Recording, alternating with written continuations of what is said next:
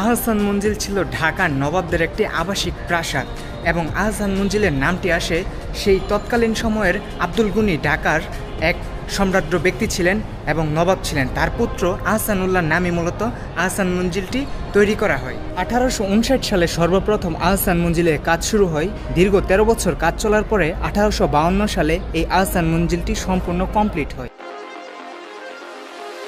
আহসান মঞ্জিলটি বর্তমানে পর্যটক কেন্দ্র অর্থাৎ জনসাধারণের জন্য উন্মুক্ত রয়েছে। প্রাচীনকালে অর্থাৎ 1800 শতকের দিকে এখানে নবাবরা বসে তাদের বাণিজ্যিক গুরুত্বপূর্ণ কথোপকথন সেরে নিতেন দেশ বিদেশ সহ ইউরোপ এবং মধ্যপ্রাচ্যের ব্যবসায়ীদের সাথে।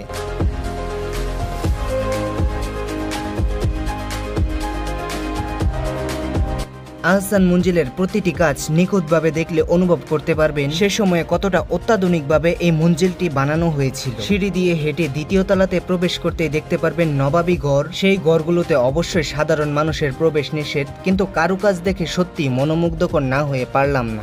আহসান মঞ্জিলের দ্বিতীয় তলা কক্ষগুলোর ভিতরে রয়েছে সেই সময় নবাবদের ব্যবহার করা কিছু আসবাবপত্র এবং খাট পালং, সেগুলো আপনি দেখে উপভোগ করতে পারবেন এবং ইতিহাস, ঐতিহ্য ও তাদের তাৎপর্যময় কিছু ঘটনা সম্পর্কে জানতে পারবেন, কিন্তু কোনোভাবেই ক্যামেরাবন্দি করা যাবে না।